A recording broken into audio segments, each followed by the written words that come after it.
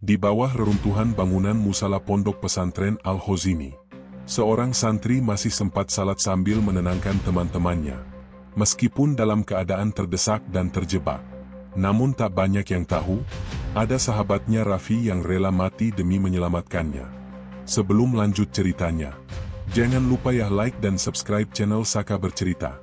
Jangan lupa menulis asal daerah kalian di kolom komen supaya kita lebih kenal dan dekat. Silakan duduk yang nyaman karena ceritanya baru dimulai. Let's go! Namaku Syahlendra Haikal, teman-teman pondok biasanya memanggilku Haikal. Saya santri Pondok Pesantren Al-Khozini yang selamat dari reruntuhan. Sore itu, langit di atas Pondok Pesantren Al-Khozini tampak tenang. Awan berwarna jingga keemasan menggantung rendah di langit Sidoarjo, dan suara adzan dari menara musala menggema lembut, memantul di antara dinding-dinding sederhana pondok yang mulai basah oleh embun sore. Para santri berlarian kecil dari asrama menuju musala, membawa sajadah lusuh dan surban yang dilipat seadanya di bahu. Bagi mereka, suara adzan adalah panggilan paling indah di dunia. Panggilan untuk berhenti sejenak dari kesibukan, dari hafalan, dari dunia, dan menengadahkan hati hanya kepada Allah. Namun di antara kerumunan itu, dua sosok berjalan paling terakhir. Yang satu mengenakan peci hitam yang agak miring dan kemeja putih yang sudah mulai pudar warnanya. Yang satu lagi memanggul galon air mineral besar sambil tertawa lepas. "Haikal, tolongin ini dong. Berat, sumpah," seru si pemanggul galon, suaranya renyah. Haikal menoleh, tersenyum. "Raffi, kamu itu kuat. Masa galon segitu aja ngeluh?" Raffi mendengus, "Kuat sih kuat, tapi kuat buat mikirin kamu, bukan buat ngangkat air." Haikal langsung melempar tatapan tajam sambil tertawa kecil. "Dasar kamu. Kalau Ustaz dengar, bisa dikira ngomong gombal di pondok." Mereka berdua tertawa bersamaan. Suara mereka menyatu dengan gemuruh langkah para santri lain yang mulai memenuhi halaman musala. Sore itu tampak seperti sore biasanya, tenang, bersahabat, penuh canda yang sederhana. Tak ada seorang pun menyangka bahwa dalam hitungan jam, semua tawa itu akan sirna ditelan debu dan reruntuhan. Haikal dan Raffi memang tak bisa dipisahkan. Sejak hari pertama masuk pondok, mereka selalu berdua. Sama-sama berasal dari keluarga sederhana. Sama-sama perantau. Dan sama-sama memiliki impian untuk menjadi hafiz Al-Quran yang bisa membanggakan orang tua. Haikal dikenal sebagai santri yang pendiam, tapi pandai menenangkan teman-temannya. Sementara Raffi, kebalikannya, penuh semangat, suka membantu siapa saja, dan selalu punya cara membuat semua orang tertawa bahkan di saat sulit. "Kalau nanti kita udah jadi ustaz," kata Raffi suatu sore, sambil menatap kolam kecil di belakang pondok, "aku pengen buka pondok sendiri. Tapi cuma buat anak-anak yatim. Gratis. Tanpa biaya." Haikal tersenyum kecil, menatap bayangan air yang bergetar. "Boleh. Tapi kalau gitu, aku yang jadi pengajarnya. Biar kamu yang ngatur logistik, kayak biasa." Raffi tertawa, "Berarti kamu ustaznya, aku yang masak nasinya." Haikal membalas tawa itu, tapi dalam hatinya ia tahu, cita-cita sederhana itu bukan sekadar angan. Ia percaya, Raffi memang punya hati yang besar. Anak itu tidak pernah bisa diam kalau melihat orang susah. Sore itu, suasana pondok terasa hangat. Aroma sayur lodeh dari dapur ustazah menembus dinding, bercampur dengan wangi tanah basah. Beberapa santri bermain bola plastik di lapangan kecil, sementara yang lain duduk di serambi musala, membaca hafalan dengan suara lirih. Dari jauh, terdengar suara Ustaz Nafi memanggil, "Santri-santri, 5 menit lagi adzan. Yang masih di lapangan, segera bersiap." Semua berhamburan. Haikal menepuk bahu Raffi. "Udah, ayo. Kamu taruh dulu galonnya, biar nanti aku isi ke dispenser." Raffi mengangguk, meletakkan galon di dekat tempat wudhu. Ia sempat meneguk air dari gelas plastik, lalu mengelap keringatnya. "Kayaknya panas banget ya hari ini, Kal." Iya. Tapi sore gini biasanya adem." Haikal mengangkat wajahnya ke langit, lalu berhenti sejenak. Awan tampak aneh, agak tebal di satu sisi, seolah menumpuk gelap di balik jingga sore. Ia mengerutkan dahi. Tapi hanya sebentar. Karena suara azan sudah mulai berkumandang, memecah lamunan mereka. Allahu Akbar! Allahu Akbar! Suara itu menggema lembut, merasuk ke dada. Para santri berbaris di saf masing-masing. Haikal berada di saf kedua dari depan, sementara Raffi di saf paling belakang, tepat di dekat pintu musala yang terbuka setengah. Haikal melirik ke belakang sebentar. Raffi tersenyum, mengangkat tangan kecil sambil memberi isyarat, fokus. Haikal mengangguk pelan. Mereka pun mulai salat. Suara imam melantunkan ayat dengan tenang, merdu, menenangkan hati. Semuanya berjalan seperti biasa. Namun di luar musala, seekor burung pipit tiba-tiba menabrak kaca jendela dan jatuh ke tanah. Salah satu genteng di atap bergetar, menimbulkan suara kecil, nyaris tak terdengar.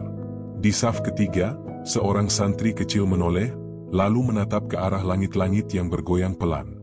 Ia ragu, tapi tidak berani berbicara. Haikal merasakan lantai bergetar lembut di bawah telapak kakinya. Mungkin cuma getaran dari kendaraan di jalan, pikirnya. Tapi entah mengapa, detak jantungnya mulai tak beraturan. Selesai rakaat pertama, suasana masih tenang. Namun pada rakaat kedua, ketika imam mulai membaca surat Al-Ikhlas, suara retakan samar terdengar dari langit-langit. Krak! Haikal menoleh sekilas. Debu putih tipis berjatuhan dari atas. Seseorang di belakangnya berbisik, plafonnya. Tapi sebelum ia sempat menyelesaikan kalimat itu, suara gemuruh keras mengguncang seluruh bangunan. Lantai bergoyang. Tembok retak. Genteng berjatuhan. Allahu Akbar, teriak seseorang di tengah kekacauan. Haikal tersentak. Refleks ia menunduk dan menutupi kepala. Suara batu, kayu, dan kaca pecah bersahutan dengan jeritan panik. Musala itu, tempat mereka menengadahkan doa, kini berubah jadi neraka kecil yang berdebu dan bergemuruh. Dalam beberapa detik, semuanya gelap. Gelap dan hening. Hanya suara napas berat dan tangisan yang masih bisa terdengar. Haikal tidak tahu apa yang baru saja terjadi. Ia mencoba bergerak, tapi tubuhnya terjepit oleh kayu dan serpihan tembok. Sakit, panas, dan perih di kakinya. Namun di tengah rasa takut itu, ia mendengar suara yang sangat familiar. Lemah, tapi tegas. Kal, kamu bisa dengar aku? Itu suara Raffi. Haikal menahan napas. Ia mencoba menjawab, tapi tenggorokannya kering. Raffi, aku di sini. Tak ada jawaban, hanya napas berat yang terdengar dari arah lain. Lalu, dari sela-sela reruntuhan, cahaya tipis menembus masuk, hanya sebesar jari, tapi cukup untuk membuat Haikal tahu bahwa ia masih hidup. Sore yang tadi penuh tawa, berubah jadi malam penuh doa. Dan di antara puing-puing itu, dua sahabat kini terpisah oleh batu, debu, dan nasib. Haikal menutup matanya, berbisik lirih di tengah gelap. Ya Allah, jangan biarkan aku sendiri. Dan sejak saat itu, kisah kesaksiannya dimulai. Kisah yang kelak mengguncang hati banyak orang. Kisah yang membuat semua orang di Pondok Al-Khozini menunduk dalam haru, mengenang keberanian, keikhlasan, dan doa seorang santri bernama Raffi Catur Okta Mulia. Debu menari di udara. Hening. Lalu suara tangis. Lalu jeritan. Musala Pondok Pesantren Al-Khozini yang tadi sore dipenuhi suara zikir, kini hanya menyisakan tumpukan reruntuhan dan kepulan debu tebal yang menyesakkan dada. Sebagian besar dinding roboh ke arah timur, menimpa saf tempat para santri duduk bersila saat salat. Sebuah kipas gantung terayun liar sebelum akhirnya patah dan jatuh ke lantai yang retak. Di antara reruntuhan itu, Haikal membuka mata dengan susah payah. Kepalanya berdarah, napasnya berat. Ia mencoba menggerakkan tangan, tapi serpihan kayu menjepit bahunya. Dunia di sekitarnya berputar. Ia mendengar seseorang menangis tertahan. Kal, kamu dengar enggak? Suara itu lirih, nyaris hilang tertelan debu. Tapi Haikal mengenalnya. Itu Raffi. Raf, aku di sini, jawabnya terbata, suaranya serak. Jangan gerak dulu, atas kamu banyak serpihan, balas Raffi dari balik tembok yang ambruk. Suara itu bergetar, namun masih terdengar tenang. Raffi selalu begitu, di saat semua orang panik, ia masih bisa menenangkan. Dari celah kecil di langit-langit yang sudah rubuh, cahaya matahari sore menembus masuk, tipis seperti garis perak. Debu beterbangan di udara, membuat pandangan Haikal buram. Ia bisa mendengar suara santri-santri lain berteriak minta tolong dari berbagai arah. Beberapa menangis, beberapa hanya berzikir dengan suara serak. Subhanallah, Subhanallah. Ya Allah, tolong kami. Ustaz, Ustaz di mana? Suara-suara itu bercampur jadi satu, seperti paduan suara kesedihan yang mengguncang langit. Haikal menelan ludah, tenggorokannya kering. Ia mencoba menarik napas panjang, tapi udara terasa berat, dipenuhi debu dan serpihan kayu terbakar. Ia tahu, kalau ia panik, napasnya akan habis lebih cepat. Tenang, Kal, bisiknya pada diri sendiri. Kamu gak boleh panik. Allah pasti tolong. Raffi di sisi lain berusaha keras. Ia menyingkirkan batu bata dengan tangan kosong, bahkan ketika jari-jarinya mulai berdarah. Setiap ia berhasil mengangkat serpihan, ia panggil nama teman-temannya. Rizal, Naufal, kalau dengar suara aku, jawab. Kadang tak ada jawaban. Kadang hanya suara batuk, atau tangis pelan. Raffi tidak berhenti. Ia tahu waktu tak berpihak pada mereka. Kalau tidak cepat keluar, oksigen di bawah reruntuhan akan habis. Namun setiap kali ia ingin menyerah, ia mendengar suara Haikal dari balik tumpukan kayu. Raf, jangan tinggalin aku. Dan suara itu cukup. Cukup untuk membuatnya terus menggali. Beberapa menit berlalu, mungkin 15, mungkin 30, mereka tak tahu. Waktu terasa aneh di bawah reruntuhan. Yang mereka tahu, langit sudah mulai meredup. Haikal berhasil merangkak sedikit ke samping, mencari ruang bernapas. Ia menemukan tangan kecil milik santri kelas bawah, Akbar, yang terjepit di bawah batu. Anak itu menggigil, matanya terpejam. Akbar, kamu dengar Kak Haikal? Anak itu mengangguk pelan, air matanya menetes. Haikal menepuk pelan pipinya, berusaha menenangkan. Baca doa, nak, istighfar, jangan berhenti. Allah lihat kita sekarang. Suara anak itu gemetar tapi mengikuti. Astagfirullahaladzim, astagfirullahaladzim. Haikal menatapnya lama. Ada rasa pedih yang tak bisa dijelaskan. Ia ingin menolong, tapi tubuhnya sendiri nyaris tak bisa bergerak. Sementara itu, di luar musala, para ustaz dan warga mulai berdatangan. Suara sirine samar terdengar dari kejauhan, tapi jalan menuju pondok sempit dan becek. Beberapa santri yang selamat berteriak histeris, menunjuk reruntuhan sambil menangis. Masih ada yang hidup di dalam. Teman-teman kami masih di sana. Namun dari dalam, yang terdengar hanya detak jantung dan isap. Raffi masih berusaha keras, tapi kekuatannya makin menurun. Tangan kirinya memar, bibirnya pecah. Ia menatap celah kecil di depan wajahnya. Dari sana, ia bisa melihat secercah cahaya jingga, tanda matahari hampir tenggelam. Kal, panggilnya lagi. Masih sadar? Masih. Bagus. Jangan tidur, ya. Kalau kamu tidur, kamu gak akan bangun lagi. Haikal terdiam. Air matanya menetes diam-diam. Di tengah gelap, hanya suara Raffi yang membuatnya merasa hidup. Beberapa jam berlalu. Suhu udara di dalam reruntuhan turun drastis. Haikal mulai menggigil, sementara napasnya makin berat. Di sela kesunyian itu, suara azan maghrib dari kejauhan terdengar, sayup, tapi jelas. Allahu Akbar, Allahu Akbar. Haikal menutup mata. Ia tahu ia tak bisa berwudu, tak bisa berdiri, tapi hatinya bergetar. Dengan suara lemah, ia berbisik. Raf, azan, Raf, ayo salat. Raffi tertawa kecil dari balik reruntuhan. Kamu masih sempat mikirin salat juga? Haikal tersenyum meski perih. Doa belum selesai, kita masih hidup, berarti Allah masih ngasih waktu. Raffi diam sejenak. Lalu ia berkata pelan, baiklah.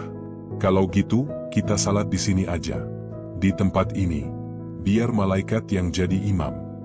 Haikal menengadahkan wajah, menutup mata, dan mulai membaca takbir dalam hati. Allahu Akbar. Suara getaran masih terdengar. Debu masih turun dari langit-langit yang nyaris roboh sepenuhnya. Namun di tengah ketakutan dan kesakitan itu, dua santri muda masih melanjutkan doa mereka, dengan penuh harap, penuh keyakinan. Selesai membaca Al-Fatihah, Haikal terisau. Ia teringat ibunya di rumah, yang pasti sedang menyiapkan makan malam tanpa tahu anaknya kini terjebak di bawah puing. Ia teringat pesan terakhir ayahnya sebelum berangkat ke pondok. "Kal, kalau dunia runtuh sekalipun, jangan tinggalkan salat." Dan kini dunia memang runtuh di sekelilingnya. Tapi ia tetap berusaha menunaikannya. Air matanya jatuh di tanah berdebu. "Ya Allah, selamatkan kami, selamatkan teman-temanku, selamatkan Raffi." Suara itu tenggelam di tengah gemuruh pelan dari kejauhan, tanda bahwa sebagian bangunan masih terus ambruk. Beberapa menit kemudian, Raffi memanggil lagi. "Kal, dengerin aku." "Ya? Kalau nanti aku nggak bisa keluar, tolong bilang ke ibu aku." "Jangan ngomong gitu," potong Haikal cepat. Raffi tertawa kecil. "Heh, aku cuma bilang, kalau kamu tahu kan, aku anak kuat." Haikal terdiam. Ia tahu Raffi berusaha menenangkan, tapi ada nada getir dalam suaranya. Tiba-tiba suara reruntuhan susulan terdengar keras. Brak! Batu bata besar jatuh menimpa bagian belakang ruangan. Debu memenuhi udara. Haikal batuk keras, sementara Raffi berteriak. "Kal, kamu nggak apa-apa?" Aku masih bisa napas," jawab Haikal sambil terbatuk. Syukur, bisik Raffi, tapi suaranya makin lemah. Waktu terus berjalan. Malam turun perlahan, menelan cahaya terakhir di langit. Pondok kini hanya diterangi lampu-lampu darurat di kejauhan dan suara tangis yang belum berhenti. Haikal masih menatap celah kecil di atasnya. Ia tidak tahu apakah ia akan hidup sampai pagi. Tapi satu hal ia yakini, doanya belum selesai, dan selagi bibirnya masih bisa bergerak, ia akan terus berzikir. Sebelum matanya perlahan menutup karena kelelahan, ia sempat mendengar bisikan lembut dari arah sebelah. "Kal, kalau kamu bisa keluar nanti, jangan pernah lupa, Allah pasti jaga yang tulus." Lalu sunyi. Di luar, angin malam berhembus membawa aroma debu dan doa. Dan di bawah reruntuhan itu, dua nama masih tertulis dalam catatan takdir. Syahlendra Haikal, sang penyaksi. Raffi Catur Okta Mulia, sang pengorban. Namun kisah mereka baru saja dimulai. Sebab di antara puing dan doa yang belum selesai itu, masih ada cahaya kecil yang akan membawa keajaiban. Gelap. Benar-benar gelap. Tak ada cahaya, tak ada arah. Hanya aroma debu, besi, dan darah yang bercampur jadi satu di udara pengap itu. Syahlendra Haikal membuka mata pelan, mencoba menyesuaikan pandangan di tengah kegelapan. Dadanya terasa sesak, napasnya berat. Setiap tarikan udara seperti menelan pasir. Satu-satunya suara yang masih bisa ia dengar hanyalah detak jantungnya, cepat dan tidak beraturan, disusul isak tertahan dari arah lain. "Kal?" Suara itu lirih, jauh. Mungkin dari balik tumpukan tembok di sisi kirinya. "Siapa itu?" tanya Haikal, suaranya nyaris tidak terdengar. "Ini, Akbar, Kak," jawabnya pelan. Haikal menelan ludah, lega sekaligus sedih. "Alhamdulillah kamu masih hidup, Nak. Tapi, tangan saya sakit, Kak, batu berat banget." Suara kecil itu membuat Haikal ingin menangis.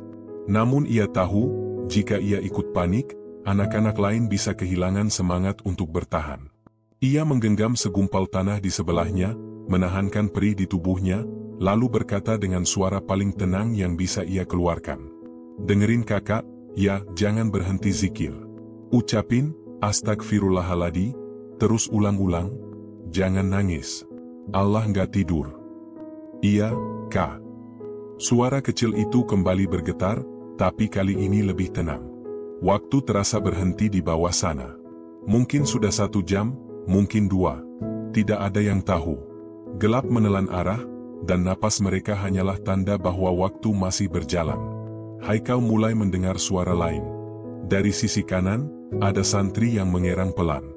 Dari jauh, samar-samar terdengar teriakan, "Tolong! Tolong kami!" Namun tak ada yang datang. Hanya Gema sendiri yang menjawab jeritan itu. Haikal menutup mata. Ia mencoba mengingat ayat yang dulu diajarkan Ustaz Nafi tentang ketenangan dalam musibah.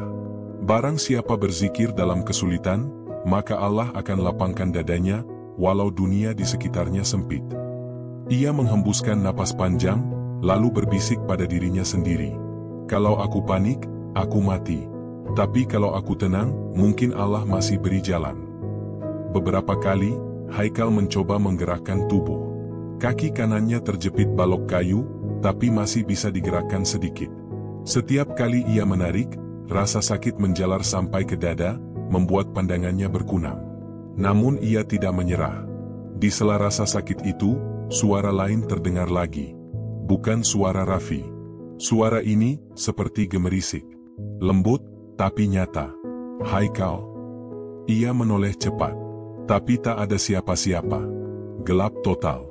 Raffi, itu kamu? Tidak ada jawaban. Hanya suara runtuhan kecil di sudut ruangan, disusul debu yang kembali berterbangan. Haikal menarik napas pendek. Mungkin itu halusinasinya. Atau mungkin suara hatinya sendiri. Namun entah kenapa, suara itu membuat dadanya sedikit hangat. Beberapa saat kemudian, dari arah kanan, terdengar batuk parah. Kal, air, ada air enggak? Itu suara seorang santri lain, mungkin bernama Fikri, yang duduk satu saf dengannya saat salat tadi. Haikal menoleh, mencari. Tapi tentu saja, tak ada apapun yang bisa dijangkau selain debu dan serpihan kayu. Belum ada, Fik. Sabar dulu, ya, jangan banyak bicara. Napas dihemat. Tenggorokan, panas banget, Kal, kayak terbakar. Haikal menunduk. Ia tahu rasa itu. Kering, panas, dan menyakitkan. Ia sendiri hampir tak bisa menelan ludah. Namun ia tetap berusaha terdengar tegar. Zikir aja, Fik. Allah tahu kita haus. Allah tahu kita nggak kuat. Tapi kalau kamu terus ingat Allah, kamu nggak akan takut. Hening sebentar. Lalu suara Fikri kembali lirih. Kal, kamu yakin Allah dengar kita? Haikal diam lama sebelum menjawab. Matanya basah. Tapi suaranya tetap lembut. Yakin, Fik. Allah selalu dengar, bahkan sebelum kita minta. Dari kejauhan, samar-samar, terdengar suara orang-orang di atas tanah memanggil. Masih ada yang hidup di dalam? Kalau dengar suara kami, ketuk apa saja. Haikal menegakkan tubuh. Ia mencoba mengetuk pipa besi di sebelahnya dengan batu kecil yang ia temukan. Tuk, tuk, tuk. Namun suara itu lemah. Tertelan oleh tebalnya puing dan udara yang padat. Ia mencoba lagi, kali ini lebih keras. Tuk, tuk, tuk. Aku di sini, teriaknya sekuat tenaga. Di bawah tembok barat, tolong. Tapi tak ada balasan. Hanya gema samar. Mungkin mereka terlalu jauh, atau mungkin suara Haikal terlalu lemah. Ia menunduk. Dadanya terasa berat lagi. Namun sebelum air matanya jatuh, ia mendengar suara lirih dari arah kanan. Itu, suara kamu kedengeran kok, Kak. Haikal tersenyum lemah. Kalau gitu, berarti Allah juga dengar. Beberapa jam berikutnya, Haikal mulai kehilangan rasa waktu. Kadang ia sadar, kadang tidak. Kadang ia mendengar doa, kadang hanya dengung aneh di telinganya. Ia sempat teringat Raffi. Raffi yang mungkin masih di sisi lain reruntuhan, berjuang dengan caranya sendiri. Ia ingin memanggil, tapi tenggorokannya sudah terlalu kering. Lalu, di tengah kabut pikirannya yang menebal, sesuatu terjadi. Haikal merasa ada embusan angin halus dari celah kecil di samping wajahnya, seolah udara segar datang dari tempat yang tak mungkin. Dan bersamaan dengan itu, suara lembut terdengar lagi. Jangan takut. Kali ini suara itu jelas. Bukan gema. Bukan halusinasi. Lembut, seperti suara anak kecil. Haikal membuka mata lebar-lebar. Di depan wajahnya, samar, ada cahaya kecil berkilau seperti pantulan air. Dari cahaya itu, muncul siluet tubuh mungil, seorang anak laki-laki dengan baju putih lusuh, membawa gelas plastik bening di tangannya. Haikal tak bisa bicara. Matanya membesar, tapi tubuhnya terlalu lemah untuk bergerak. Anak kecil itu tersenyum. Minum, Kak. Haikal hanya bisa menatap. Tapi entah bagaimana, gelas itu tiba-tiba sudah di tangannya. Ia meneguk perlahan. Airnya dingin, segar, tapi aneh, tidak seperti air biasa. Ada rasa manis, lembut, dan menenangkan. Setelah meneguknya, tubuhnya terasa hangat. Kepalanya tidak seberat tadi. Ia menunduk, ingin mengucap terima kasih. Tapi, anak itu sudah tidak ada. Yang tersisa hanya gelas plastik kecil di sampingnya, masih berembun. Haikal menatapnya lama. Air matanya jatuh. Ia menunduk dan berbisik lirih. Ya Allah, kalau itu malaikat Emu, aku bersyukur. Kalau itu ujian, aku siap. Dari jauh, terdengar suara runtuhan kecil lagi.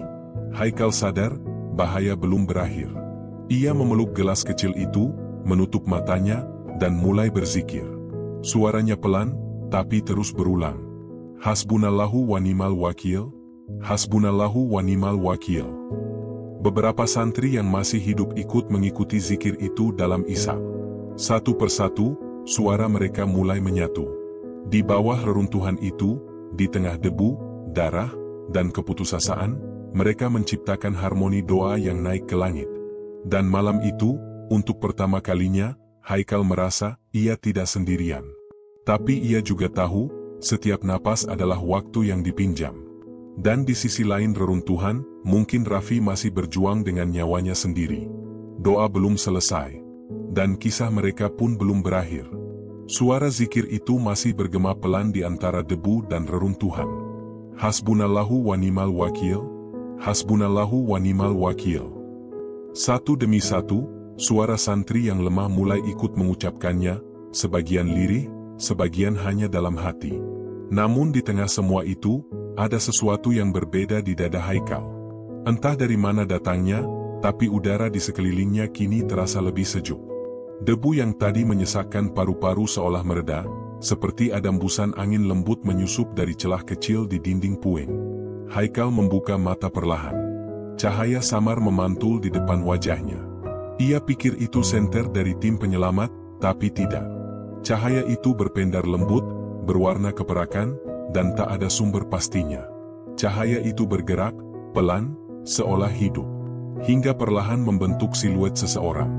Sosok berjubah putih, berdiri di antara bayang-bayang gelap, wajahnya tidak terlihat jelas. Tapi dari gerakannya, ada sesuatu yang menenangkan. Bukan menakutkan, justru menenteramkan. Haikal memejamkan mata sesaat, takut apa yang ia lihat hanya halusinasi. Namun ketika dibuka kembali, sosok itu masih di sana. Berdiri diam. Siapa kau? Suaranya serak, hampir tak terdengar. Sosok itu tidak menjawab. Ia hanya mengangkat tangannya perlahan, menunjuk ke arah atas, arah yang sama di mana celah kecil di dinding menembus ke udara luar. Haikal mengikuti arah itu dengan pandangan. Dan di sanalah, samar, ada celah cahaya matahari yang baru menembus reruntuhan. Sempit, tapi nyata. Dadanya bergetar. Itu tanda bahwa mereka belum terkubur sepenuhnya. Masih ada jalan keluar. Ya Allah, bisiknya. Apakah ini petunjuk Emu? Sosok itu tetap diam. Tapi dari tubuhnya, cahaya makin terang. Dan untuk sesaat, Haikal merasa seolah udara di sekelilingnya ikut bergetar bersama zikir mereka. Kal. Suara Fikri terdengar pelan di sebelahnya. Cahaya apa itu? Ada orang, iya? Haikal menoleh, menatap Fikri yang kini juga membuka matanya. Wajah Fikri kotor, penuh debu dan darah kering, tapi matanya menatap dengan harapan yang mulai tumbuh. Iya, Evika, lihat ke sana, kata Haikal lirih. Itu, cahaya dari luar. Mungkin pertolongan sudah dekat. Fikri tersenyum lemah. Tadi aku mimpi, Kak, ada orang berjubah putih, bawa air buat aku. Haikal terpaku. Napasnya tertahan. Ia sendiri baru saja mengalami hal serupa. Anak kecil? Tanya Haikal cepat. Fikri menggeleng. Bukan, ini orang dewasa. Tapi wajahnya nggak kelihatan. Dia bilang, sabarlah, sebentar lagi kalian ditolong. Haikal terdiam. Bulir air mata jatuh di pipinya tanpa ia sadari. Ia menunduk, menutup wajah dengan tangan gemetar. Ya Allah, apa yang sebenarnya sedang terjadi di sini? Beberapa jam kemudian, dari atas reruntuhan, terdengar suara mesin dan teriakan. Masih ada yang hidup. Cepat, gali dari sisi barat. Temukan sumber suara ketukan. Haikal menoleh ke arah dinding sebelah barat, arah yang sama yang tadi ditunjuk oleh sosok berjubah putih itu. Dadanya bergetar lagi. Ia segera berteriak sekuat tenaga. Kami di sini, di bawah tembok barat. Fikri ikut menjerit. Lalu suara Akbar yang lemah pun menyusul. Satu demi satu, santri lain mulai bersuara, mereka hidup. Mereka masih punya harapan. Dari kejauhan, samar-samar terdengar suara doa yang menggema dari tim penyelamat di atas.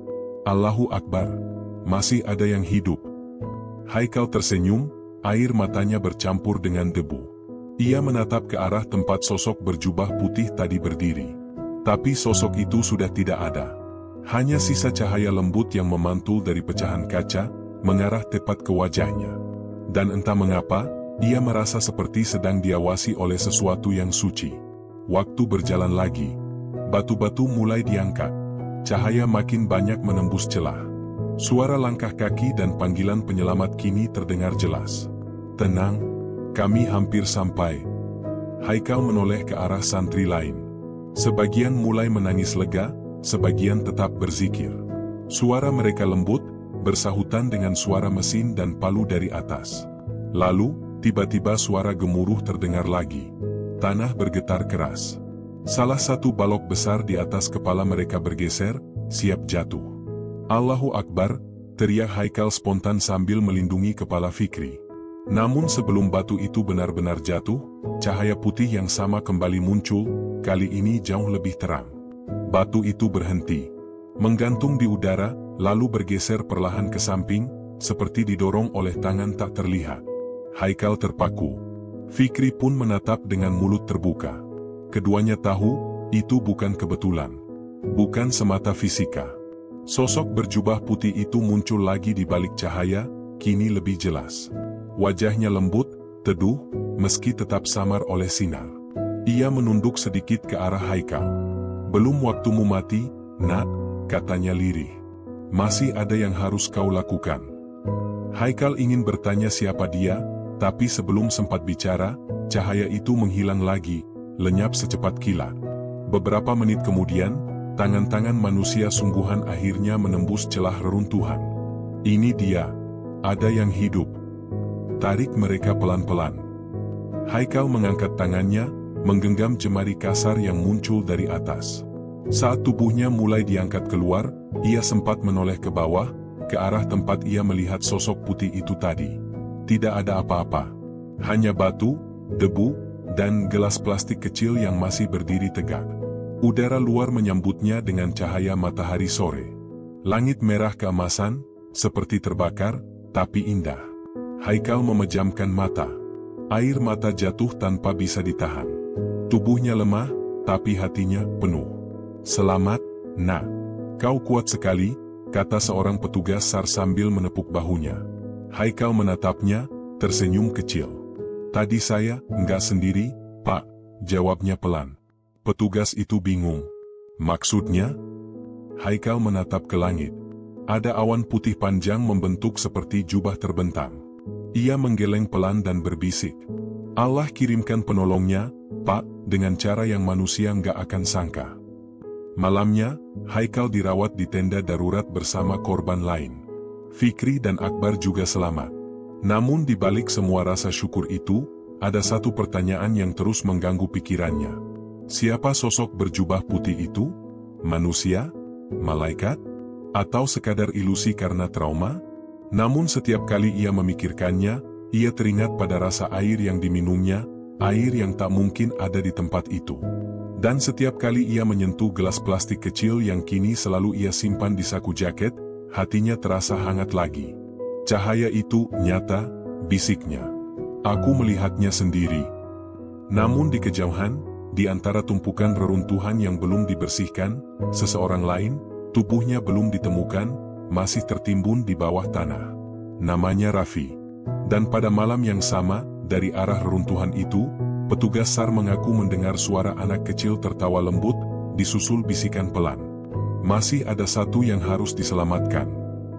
Malam di Sidoarjo turun dengan perlahan. Udara dingin berembus lembut dari arah selatan, membawa aroma tanah dan debu yang masih menggantung di udara. Pondok pesantren Al-Khozini kini hanya tersisa puing. Musala yang dulu menjadi tempat sujud dan tawa para santri, kini hanyalah hamparan batu pecah, genting berserakan, dan sisa kayu yang patah seperti tulang. Namun dari balik semua itu, masih ada sesuatu yang hidup. Sesuatu yang belum sepenuhnya tenang. Haikal duduk di atas kasur darurat di tenda pengungsian. Kakinya dibalut perban, wajahnya pucat, tapi matanya tajam menatap keluar. Sudah 2 hari berlalu sejak ia diselamatkan. 2 hari penuh doa, tangis, dan duka yang seolah tak berkesudahan. Di luar, suara petugas masih terdengar, menggali reruntuhan, mencari kemungkinan korban yang tertinggal. Namun bagi Haikal, suara itu tak lagi terdengar seperti aktivitas penyelamatan. Lebih seperti gema dari hati yang enggan menerima kenyataan. Raffi belum ditemukan. Haikal, suara lembut memecah lamunan. Ustaz Nafi duduk di sampingnya, menepuk bahunya pelan. Kalau kamu belum kuat, tak usah memaksa ikut besok. Tim SAR masih akan lanjut pencarian. Kamu istirahat saja dulu. Haikal menggeleng lemah. Ustaz, saya nggak bisa diam di sini. Raffi itu, teman saya. Saya janji sama dia. Suaranya serak, lalu pecah. Saya janji kita bakal keluar bareng. Tapi saya malah duluan. Ustaz Nafi menatap wajah Haikal yang kini menunduk, bahunya bergetar menahan tangis. Kal, Raffi itu anak baik. Kita semua tahu itu. Kalau Allah menakdirkan dia pergi, berarti dia pergi dengan cara yang paling mulia. Haikal mengangkat wajahnya. Matanya basah, tapi suaranya tegas. Ustaz, saya yakin Raffi belum pergi. Saya masih dengar suaranya. Ustaz Nafi terdiam. Suara? Iya, kata Haikal cepat. Tadi malam, saya dengar dia manggil nama saya. Lembut banget, kayak waktu dia bangunin subuh. Saya pikir cuma mimpi, tapi pas saya buka mata, saya masih bisa dengar samar-samar dari arah reruntuhan. Ustaz menarik napas panjang, mencoba menenangkan diri. Haikal, mungkin kamu masih lelah. Kadang suara-suara seperti itu muncul karena ingatan yang belum siap melepaskan. Tapi Haikal menggeleng keras. Bukan, Ustaz. Saya sadar waktu itu. Saya bahkan dengar dia bilang, aku masih di sini, Kal, tolong Fikri. Fikri? Haikal mengangguk pelan. Iya, tapi Fikri kan sudah selamat, jadi saya nggak ngerti. Tapi suara itu nyata, Ustaz. Sumpah, nyata. Ustaz Nafi menatapnya lama. Ada keraguan di wajahnya, tapi juga rasa iba. Akhirnya ia menepuk bahu Haikal dan berbisik. Kalau memang itu suara Raffi, doakan dia. Jangan takut. Bisa jadi itu tanda Allah sedang tunjukkan sesuatu melalui kamu. Pagi harinya, pencarian dilanjutkan. Tim SAR datang lebih banyak. Kamera drone dikerahkan untuk memetakan bagian pondok yang masih berpotensi menyimpan korban. Haikal memaksa ikut, meski kakinya belum kuat. Ia berdiri di pinggir reruntuhan, menatap batu-batu yang dulu menjadi tempat ia sujud setiap hari. Setiap kali suara palu menghantam kayu, dadanya ikut bergetar. Ada bagian dari dirinya yang belum mau percaya bahwa pondok ini sudah tak ada lagi. Seorang petugas mendekat. Dek, tolong jangan terlalu dekat ya. Masih rawan roboh. Haikal hanya mengangguk, tapi kakinya tak mau melangkah pergi. Angin berembus. Dari celah tembok yang retak, terdengar sesuatu, samar, seperti desisan angin. Tapi perlahan berubah jadi suara. Lembut, gemetar, tapi jelas. Kal. Haikal mematung. Suara itu, ia menoleh cepat ke arah puing musala bagian barat, tempat ia dulu melihat sosok berjubah putih itu. Raffi? Tak ada jawaban. Namun angin kembali berhembus pelan, membawa bisikan lain. Kau janji. Haikal menatap kosong ke arah reruntuhan itu. Air matanya mulai mengalir tanpa disadari. Iya, Vi, aku janji. Aku nggak bakal ninggalin kamu. Beberapa petugas mulai menggali di bagian barat. Namun yang mereka temukan bukan tubuh Raffi.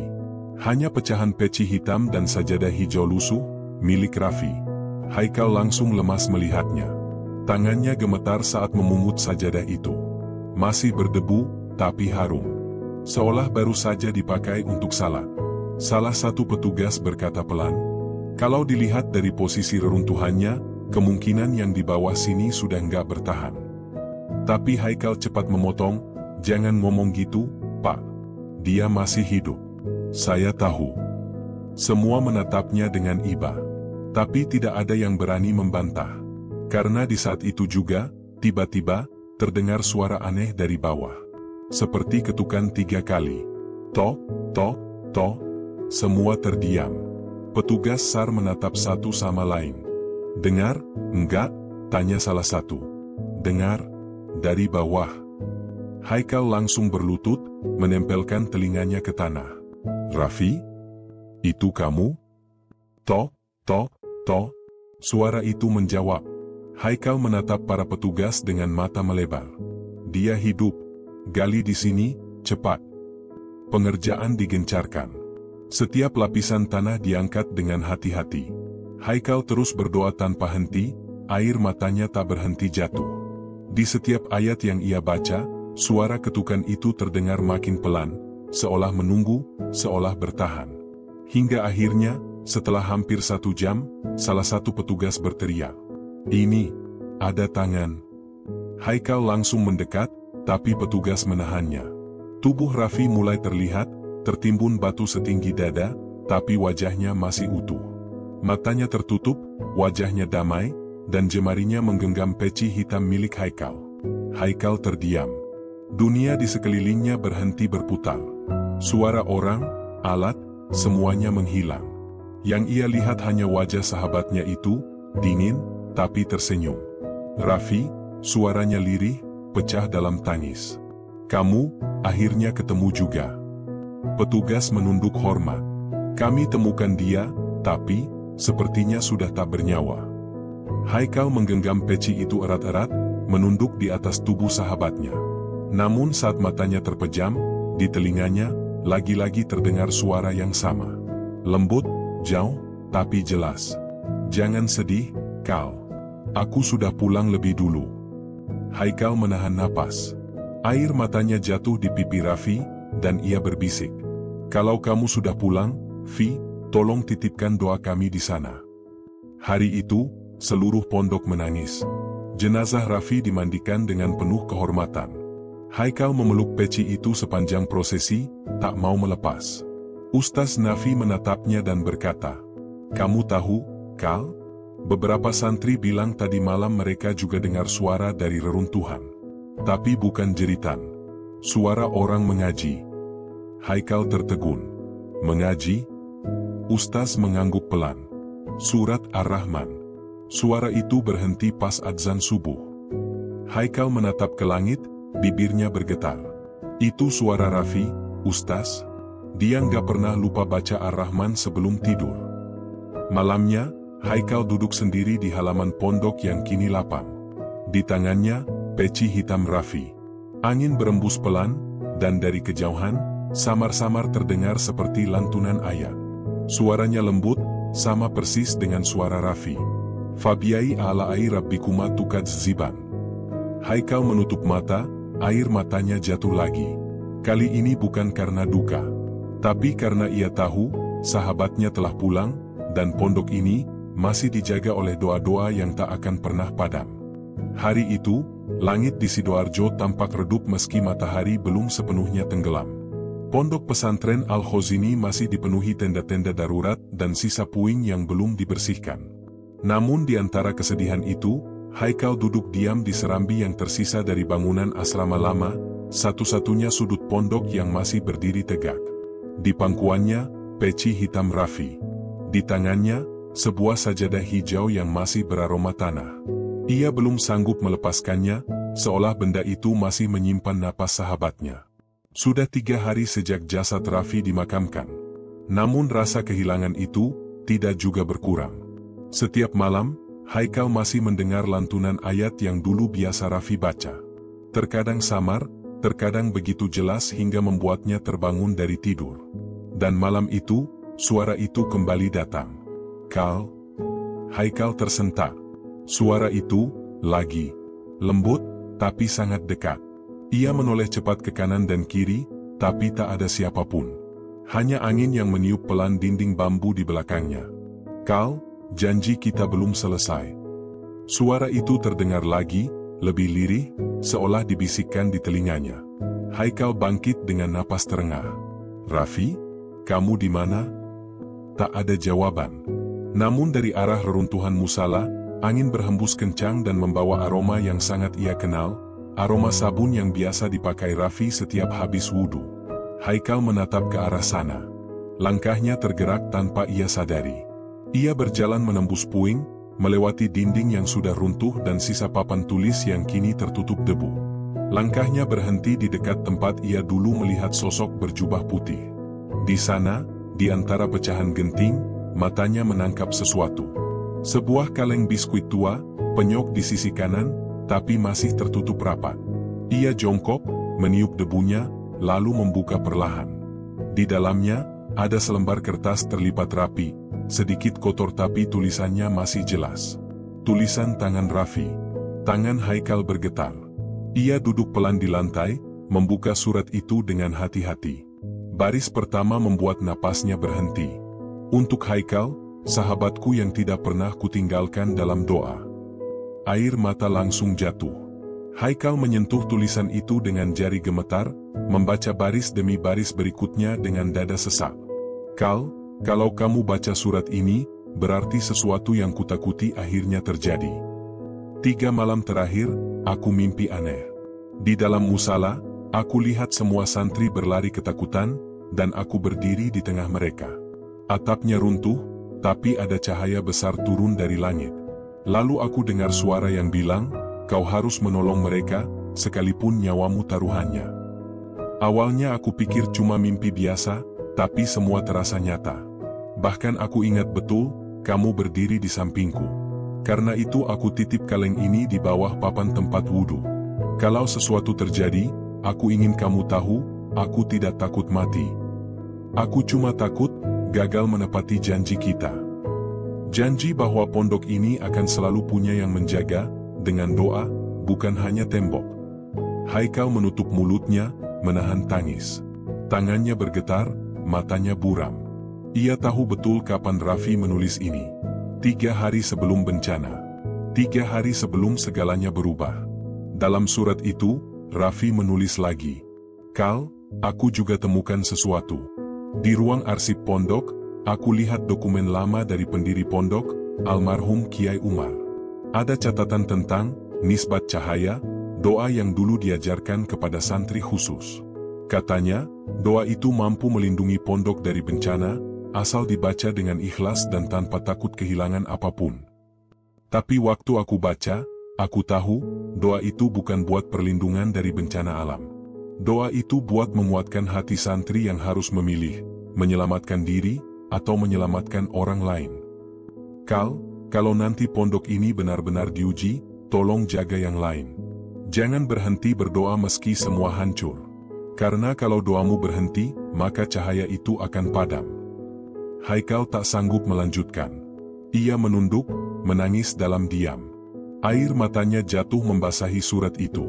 Namun di balik kesedihan itu, perlahan muncul rasa lain. Rasa yang sama seperti yang ia rasakan ketika pertama kali melihat sosok berjubah putih di bawah reruntuhan. Cahaya. Harapan. Raffi tahu. Raffi tahu semuanya sebelum terjadi. Dan kini, ia seperti masih di sini, menjaga janji itu. Malam makin larut. Haikal masih duduk memandangi surat itu. Di belakangnya, Fikri datang membawa 2 gelas teh hangat. "Kal, kamu belum tidur juga?" Haikal menggeleng. "Aku nemu ini." Ia menyerahkan surat itu pada Fikri. Fikri membaca dengan perlahan, lalu menatap Haikal dengan wajah pucat. Dia udah tahu, Kal, sebelum semuanya terjadi. Haikal menatap jauh ke arah reruntuhan musala yang tampak kelam di bawah cahaya bulan. Dia bukan cuma tahu, Fik. Dia sudah siap. Fikri terdiam lama. Lalu berkata lirih, "Berarti, sosok berjubah putih itu." Haikal memotong dengan suara pelan tapi tegas. "Bukan orang asing. Keesokan harinya, Ustaz Nafi mengumpulkan para santri yang tersisa. Ia ingin membacakan doa bersama di tempat musala pernah berdiri. Haikal membawa surat itu, tapi belum menceritakannya pada siapapun. Saat doa dimulai, angin berembus pelan. Tiba-tiba, dari arah reruntuhan, ada kilasan cahaya putih menembus debu, hanya sekejap, tapi cukup membuat semua santri terdiam. Haikal menutup mata. Ia tahu itu bukan kebetulan. Dan dari dalam hatinya, seolah ada suara lembut berbisik. Janji belum selesai, Haikal. Masih ada yang harus kau jaga. Setelah acara doa selesai, Haikal menghampiri Ustaz Nafi dan menyerahkan surat itu. Ustaz membacanya perlahan, wajahnya berubah. Matanya mulai basah, tangannya bergetar di bagian terakhir surat.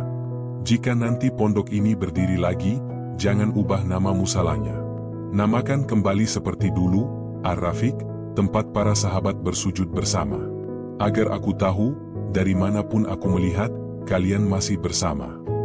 Ustaz menatap Haikal dalam diam, lalu menepuk bahunya. Anak itu sudah menerima panggilannya sebelum waktunya tiba. Haikal mengangguk.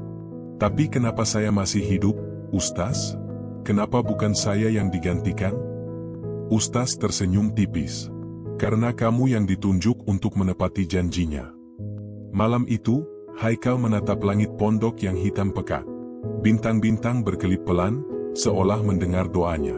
Ia menggenggam peci hitam Rafi dan berbisik. "Fi, aku akan terus jaga pondok ini. Aku akan bangun lagi musala itu. Biar namanya tetap sama, Ar-Rafiq, sahabat yang tak akan terpisah, bahkan oleh kematian." Namun ia belum tahu bahwa keesokan harinya, seorang warga akan menemukan buku catatan tua milik Kiai Umar di reruntuhan bagian timur. Buku yang menyimpan rahasia sebenarnya dari nisbat cahaya yang Rafi tulis dalam suratnya. Rahasia yang akan mengubah cara Haikal memandang seluruh kejadian ini. Pagi itu, kabut tipis masih menyelimuti area pondok. Burung-burung kecil hinggap di reruntuhan genting, seolah belum percaya bahwa tempat yang dulu ramai dengan lantunan doa kini tinggal puing dan debu. Haikal datang paling pagi. Ia membawa sapu lidi dan sekop, berniat membantu para relawan yang sedang membersihkan puing. Namun di hatinya, masih terbayang kata-kata Ustaz Nafi semalam. "Kamu yang ditunjuk untuk menepati janjinya." Kalimat itu terus bergema, membuat langkahnya terasa lebih berat daripada biasanya.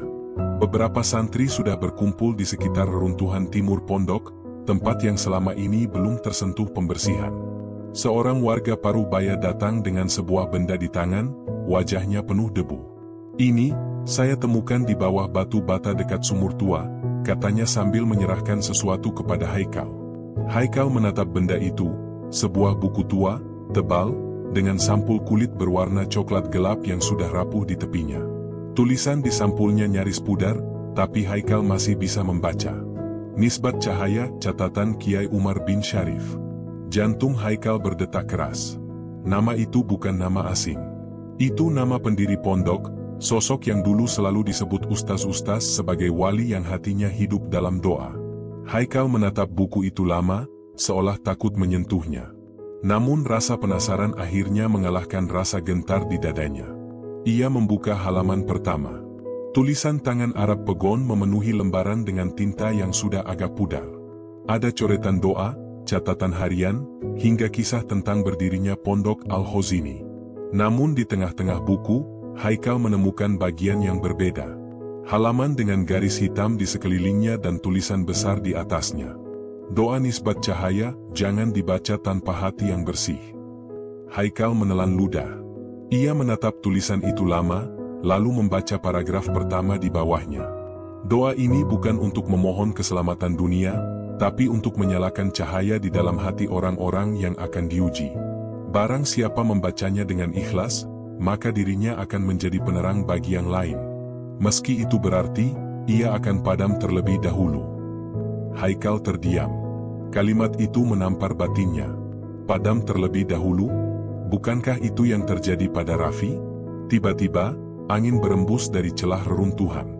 Halaman buku bergetar, terbuka sendiri ke bagian bawah, di mana ada catatan tambahan, tulisan berbeda, lebih baru, seolah ditulis oleh seseorang setelah Kiai Umar wafat. Tulisan itu sederhana, tapi jelas. Hanya satu santri dalam tiap generasi yang menerima doa ini. Dan dia tidak akan memilih, dia akan terpilih. Haikal mengusap keringat di dahinya. Dunia seolah berputar perlahan. Ia menutup buku itu dengan cepat, dadanya naik turun tak teratur. Apakah Raffi, santri yang terpilih itu? Dan kalau benar, kenapa dia seolah tahu segalanya sebelum terjadi? Sore harinya, Haikal membawa buku itu ke Ustaz Nafi. Ustaz yang sedang duduk di bawah pohon mangga tampak terkejut melihatnya. "Dari mana kamu dapat ini, Kal?" "Dari reruntuhan timur, Ustaz." Seorang warga menemukannya.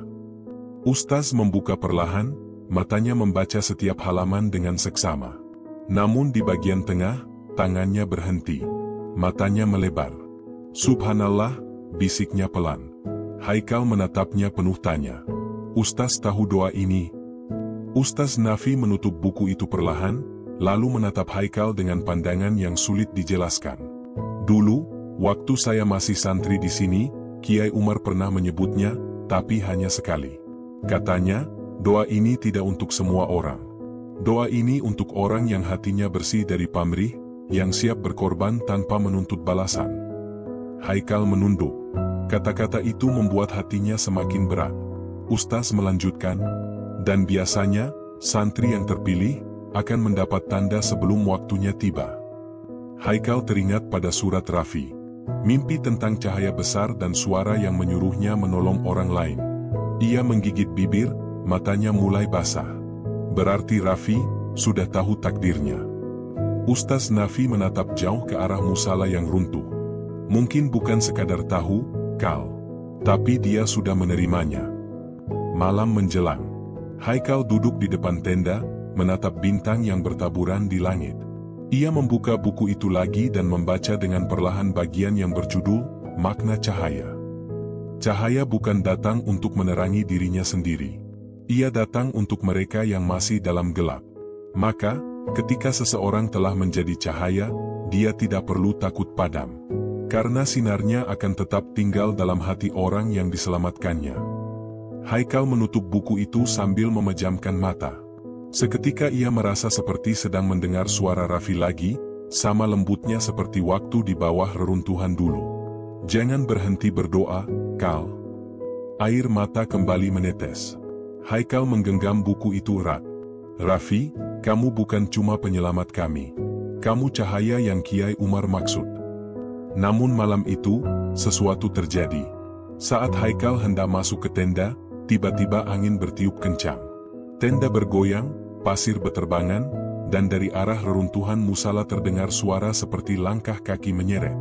Haikal spontan menoleh. Cahaya redup tampak berkelebat di antara sisa bangunan, seperti pelita kecil yang menari di udara. Ia mendekat dengan hati-hati, membawa lampu senter kecil. Di antara puing batu dan kayu, ia melihat seseorang berdiri membelakanginya. Seorang anak kecil, memakai sarung, kepalanya tertutup peci putih. "Siapa di sana?" tanya Haikal pelan. Anak itu menoleh perlahan. Wajahnya bersih, matanya teduh, dan tersenyum tanpa suara. Haikal menelan ludah. Itu, wajah yang ia kenal. Wajah anak kecil yang dulu memberinya air saat ia hampir mati kehausan. Haikal mundur setengah langkah. "Kamu, siapa sebenarnya?" Anak itu menatapnya tanpa kata, lalu menunjuk ke arah buku di tangan Haikal. Setelah itu, ia berbisik pelan, suaranya terdengar seperti gema doa. "Cahaya tidak padam, Haikal. Ia hanya berpindah." Lalu sosok itu perlahan memudar, menghilang bersama hembusan angin yang lembut. Haikal terduduk di tanah, matanya menatap kosong ke arah tempat sosok itu berdiri. Dadanya terasa sesak, antara takut, haru, dan takjub bercampur menjadi satu. Ia menggenggam buku itu erat-erat, lalu menatap langit yang kini mulai cerah kembali. "Kalau begitu, aku tahu apa yang harus kulakukan." Pagi berikutnya, Haikal memanggil seluruh santri yang tersisa. Di depan reruntuhan musala, ia berdiri dengan suara bergetar namun tegas. "Kita akan membangun kembali pondok ini," katanya. "Tapi bukan sekadar bangunan. Kita bangun cahaya yang pernah dinyalakan Raffi, agar tak pernah padam lagi. Semua santri terdiam. Beberapa dari mereka menangis. Ustaz Nafi mengangguk pelan. Dan saat mereka mulai membaca doa bersama, Haikal membuka halaman terakhir buku Nisbat Cahaya. Di sana tertulis satu kalimat pendek yang tak pernah ia lihat sebelumnya, seolah baru muncul malam tadi. Ketika satu cahaya padam, yang lain akan menyala. Suara sirine ambulans dan mobil pemadam bergantian meraung di tengah malam yang mulai larut. Pondok pesantren Al-Khozini kini hanyalah lautan puing. Bau debu dan semen masih menusuk hidung siapapun yang mendekat. Lampu-lampu sorot besar diarahkan ke titik reruntuhan tempat di mana dugaan terakhir, beberapa santri mungkin masih terperangkap. Tim SAR, polisi, dan relawan terus menggali, namun wajah mereka menunjukkan kelelahan yang tak bisa disembunyikan. Di sudut area pencarian, Syahlendra Haikal duduk berselimut kain tebal. Tubuhnya masih lemas, tetapi matanya terus menatap reruntuhan musala yang kini hampir rata dengan tanah. Di sana, di bawah timbunan batu dan kayu yang berserakan, ia yakin Raffi masih berada. Haikal berulang kali memanggil nama sahabatnya itu. "Raffi, kalau kamu dengar aku, bertahanlah, Fi." Suaranya bergetar, parau, seperti tak percaya bahwa orang yang selama ini menemaninya tertawa kini mungkin tak lagi bisa mendengar. Petugas medis berusaha menenangkannya, tapi Haikal tetap menolak dibawa menjauh. Ia memilih duduk di dekat reruntuhan, berdoa dalam diam. Dalam kepalanya, setiap detik terakhir bersama Raffi berputar seperti film yang diputar ulang. Wajah Raffi yang tersenyum, kalimat terakhirnya, bahkan tatapan matanya yang yakin saat berkata, "Kalau aku nggak keluar, bilang ke ibu, aku sudah berbuat yang benar." Kalimat itu kini menjadi beban yang menghantam dada Haikal seperti batu besar. Menjelang tengah malam, seorang relawan menemukan sesuatu di bawah tumpukan beton besar. Selembar peci putih yang masih utuh, tertindih serpihan kayu. Haikal langsung mengenalinya. Itu peci milik Raffi. Air matanya jatuh begitu saja. Ia berlari, berteriak histeris, berusaha menyingkirkan batu-batu dengan tangan kosong. "Raffi, aku di sini, Fi." Namun tangan-tangan kuat dari tim penyelamat menahannya, menariknya menjauh sebelum ia tertimpa puing yang bergeser. Salah satu anggota SAR memandangnya iba. "Dik, tenang dulu, ya. Kami akan angkat pelan-pelan. Masih ada kemungkinan." Tapi Haikal tahu, kemungkinan itu terlalu kecil. Ia merasakan sesuatu yang tak bisa dijelaskan, seolah ikatan di antara dirinya dan Raffi sudah terputus dari dunia ini.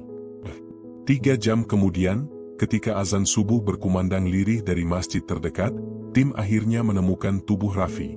Ia ditemukan dalam posisi sujud, tubuhnya melindungi 2 santri kecil yang masih hidup di bawah lengannya. Semua orang yang menyaksikan terdiam. Tak ada yang bisa menahan air mata. Haikal menutup mulutnya dengan kedua tangan, gemetar hebat. Ia jatuh berlutut, menatap sahabatnya yang kini terbujur kaku, wajahnya tetap tenang seolah tengah beribadah. Dia melindungi mereka sampai akhir, gumam salah satu relawan lirih. Haikal hanya bisa berbisik, "Aku tahu, Fi, kamu gak pernah pergi sia-sia."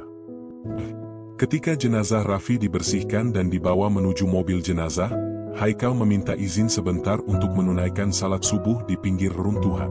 Ia berdiri di atas tanah yang dingin, debu masih beterbangan di sekelilingnya. Tapi kali ini, langkahnya mantap. Dalam setiap sujud, Haikal merasakan sesuatu yang berbeda, seolah ada cahaya hangat yang menyelimuti tubuhnya. Ia memejamkan mata, menahan tangis yang nyaris pecah, lalu berbisik dalam hati, "Ya Allah, jagalah dia di sisi MU. Dia teman terbaikku, dan dia mati dalam kebaikan." Dan di detik itu, Haikal yakin bahwa pengorbanan Raffi bukan akhir.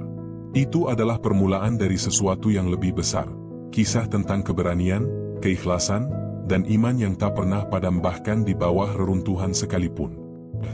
Beberapa hari kemudian, setelah pemakaman Raffi berlangsung, Haikal duduk di depan musala yang kini hanya tersisa pondasi. Ia membawa sebotol air mineral, botol yang mirip dengan yang pernah diberikan anak kecil misterius saat ia terjebak dulu. Ia menatap botol itu lama, lalu berucap pelan, "Aku nggak tahu siapa kamu, tapi terima kasih. Mungkin kamu utusannya. Dan mungkin, kamu juga bagian dari doa Raffi yang sampai ke langit. Angin berembus lembut, menggoyangkan serakan debu di kakinya. Haikal tersenyum kecil, menatap ke langit yang mulai cerah. Raffi, aku akan teruskan semua yang kamu mulai. Aku janji. Dan di antara puing-puing yang sunyi itu, matahari pagi perlahan naik, memantulkan cahaya hangat di wajah Haikal, seolah menyambut lahirnya semangat baru dari duka yang dalam. Suara sirine ambulans dan mobil pemadam bergantian meraung di tengah malam yang mulai larut. Pondok pesantren Al-Khozini kini hanyalah lautan puing. Bau debu dan semen masih menusuk hidung siapapun yang mendekat. Lampu-lampu sorot besar diarahkan ke titik reruntuhan tempat di mana dugaan terakhir, beberapa santri mungkin masih terperangkap. Tim SAR, polisi, dan relawan terus menggali, namun wajah mereka menunjukkan kelelahan yang tak bisa disembunyikan. Di sudut area pencarian, Syahlendra Haikal duduk berselimut kain tebal. Tubuhnya masih lemas, tetapi matanya terus menatap reruntuhan musala yang kini hampir rata dengan tanah. Di sana, di bawah timbunan batu dan kayu yang berserakan, ia yakin Raffi masih berada. Haikal berulang kali memanggil nama sahabatnya itu. Raffi, kalau kamu dengar aku, bertahanlah, Vi.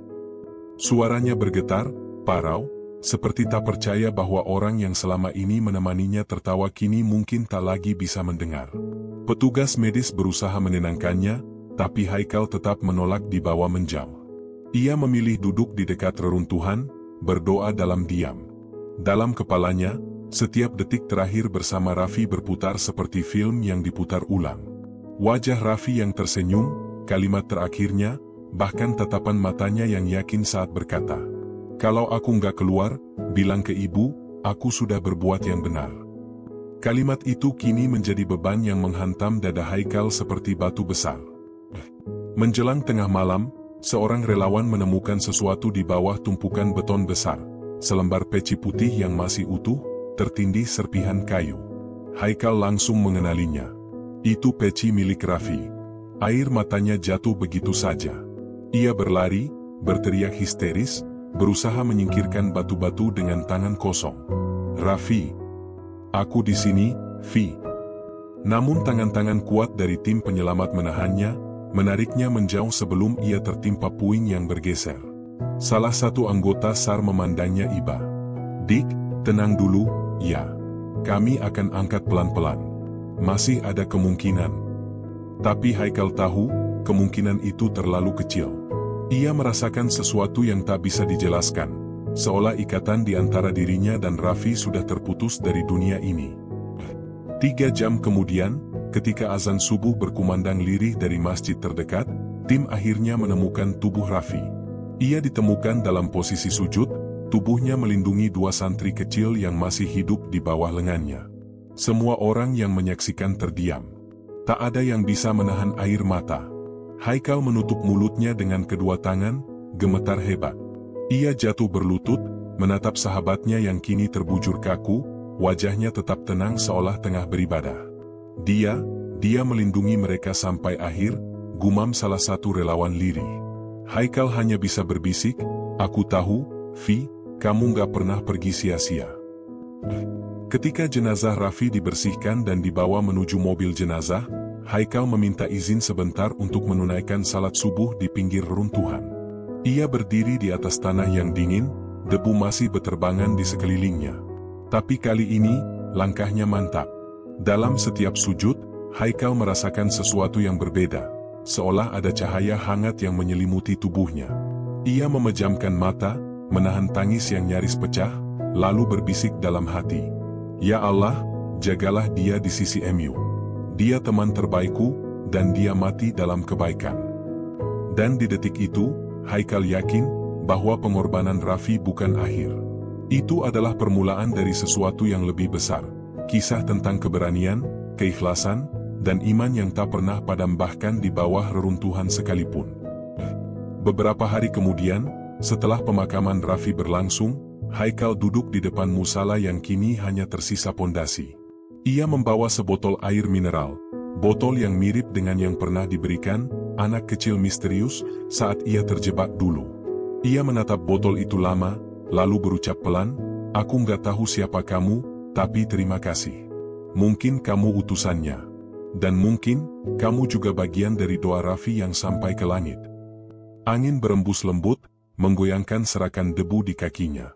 Haikal tersenyum kecil, menatap ke langit yang mulai cerah. "Raffi, aku akan teruskan semua yang kamu mulai. Aku janji."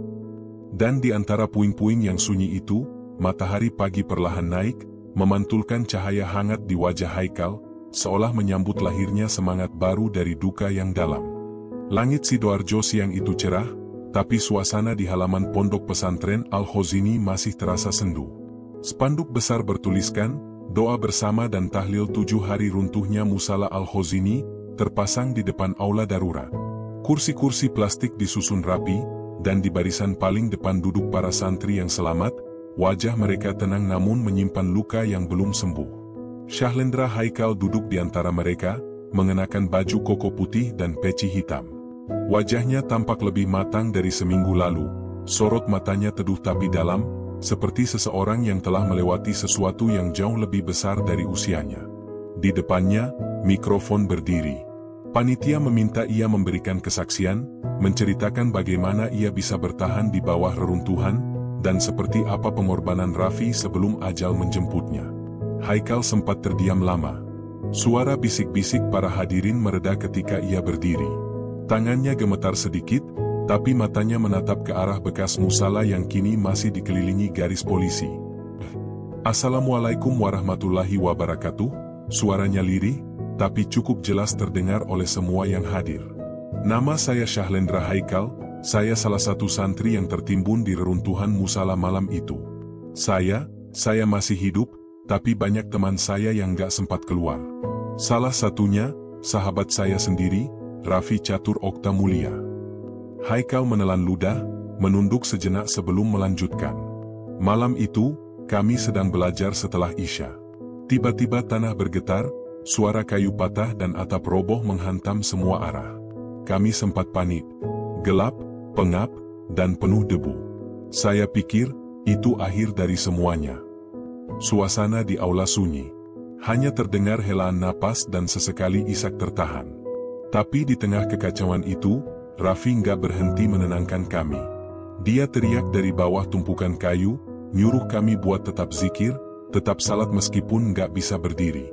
"Haikal," katanya, "Allah nggak pernah ninggalin kita, bahkan di tempat gelap kayak gini."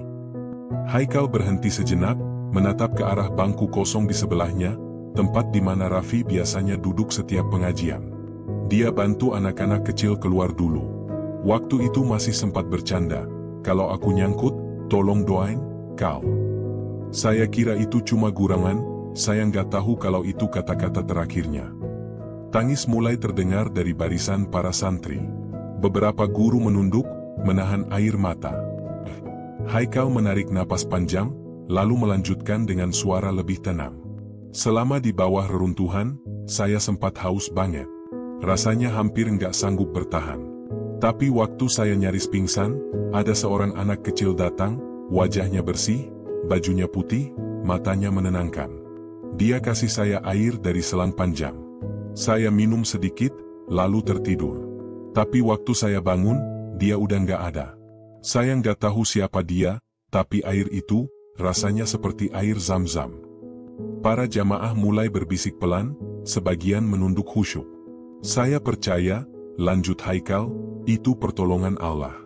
Dan mungkin, doa Raffi yang sampai lebih dulu dari kami. Karena saat saya diselamatkan, saya lihat dia masih dalam posisi sujud, melindungi 2 adik kelas kami. Saya nggak akan pernah lupa pemandangan itu. Dia pergi, dalam keadaan terbaik yang bisa dimiliki seorang hamba." Haikal berhenti. Ia menatap wajah-wajah yang kini berlinang air mata di hadapannya. Lalu, dengan nada yang lembut tapi tegas, ia berkata, "Banyak orang bilang Raffi mati muda. Tapi saya yakin, dia nggak mati sia-sia. Dia ngajarin kami arti keberanian, arti doa, dan arti pengorbanan yang sesungguhnya. Dan saya akan teruskan cita-citanya. Saya mau jadi guru ngaji, seperti yang dulu selalu dia impikan." Sorak takbir menggema dari seluruh aula. Beberapa orang berdiri, memberi tepuk tangan yang pelan namun penuh makna.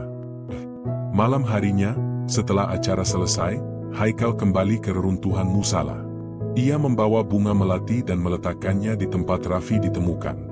Angin berhembus pelan, membawa aroma tanah basah dan kenangan yang menyesakkan. Ia duduk lama, memandang bintang-bintang di atas langit pondok yang mulai direkonstruksi. "Raffi," bisiknya lirih, "aku tahu kamu dengar. Musala ini akan berdiri lagi. Dan setiap orang yang salat di sini nanti, akan tahu, bahwa pondok ini berdiri bukan cuma dari bata dan semen, tapi dari pengorbananmu." Seketika, cahaya kecil tampak berkilau dari sela batu di hadapannya, entah pantulan lampu, atau sesuatu yang lain. Tapi Haikal tersenyum. Ia merasa damai. Malam itu, suara azan Isya terdengar dari masjid sebelah. Haikal berdiri, menatap langit sekali lagi, lalu melangkah perlahan menuju tempat wudhu. Ia tahu, hidupnya kini punya arah baru. Dari reruntuhan dan air mata, tumbuh tekad yang tak akan padam. Dan di antara gema takbir yang menggema, Haikal berbisik pelan. "Raffi, terima kasih, kamu bukan cuma sahabatku. Kamu adalah cahaya yang mengajarkanku arti hidup." Tamat.